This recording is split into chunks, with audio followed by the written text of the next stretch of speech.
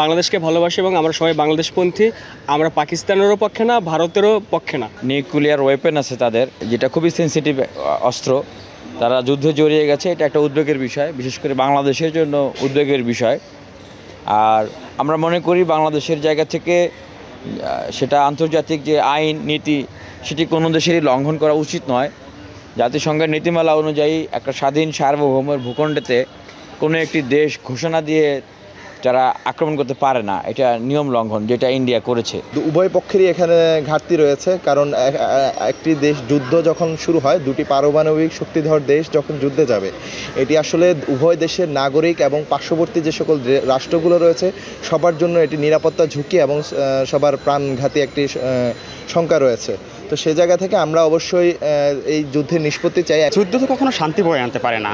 যুদ্ধ যখন শুরু হয় দুইটা দেশের মধ্যে, যখন শুরু হয় তখন দুইটা দেশের যে অর্থনৈতিক অবস্থা বলেন এবং আরও অন্যান্য যে অবস্থা বলেন, সেটা অবশ্যই ভঙ্গুর হয়ে পড়ে। এবং সেই সাথে শুধু যে দুইটা দেশ না, তার আশেপাশে যে দেশগুলো আছে, ওই দেশের উপর যে ইকোনমিক্যালি একটা ডিপেন্ডেন্সি, তো তাদেরও কিন্তু ক্ষতি হয়। আমাদের কিন্তু দেখা গেছে ভারতের উপরে, ভারতের কাছ থেকে কিছু আমদানি করতে হয় বা আমরা কিছু রপ্তানি করি। তো সেই জায়গা থেকে যদি এরকমের যদি হয়ে যায় এবং পাকিস্তান থেকে যদি আমরা কিছু আমদানি করি, রপ্তানি করি, তো সেই তাদের মধ্যে যুদ্ধ শুরু হয়ে যায়, তাহলে হচ্ছে অবশ্যই আমাদের সেই ইকোনমিক্যালি একটা ইম্প্যাক্ট আমাদেরকে পড়বে।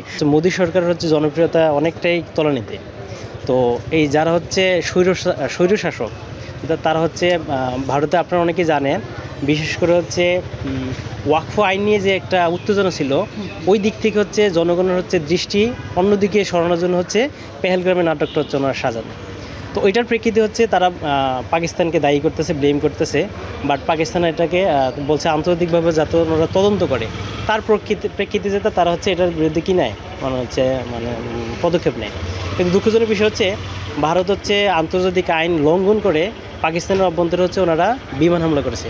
এই আগ্রাসন থেকে যাতে সবাই হচ্ছে নিজেদেরকে বিরত রাখে, আমরা সেই দাবি জানাই। বাংলাদেশকে ভালোবাসি এবং আমরা সবাই বাংলাদেশপন্থী। আমরা পাকিস্তানেরও পক্ষে না, ভারতেরও পক্ষে না।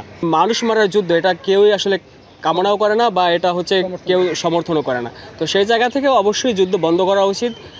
সে মানে তাতে যদি কোনো তাদের মধ্যে হচ্ছে যদি কোনো ধরনের হচ্ছে বিরোধ থাকে, সেটা হচ্ছে পারস্পরিক অন্যভাবে বোঝাপড়া করা উচিত।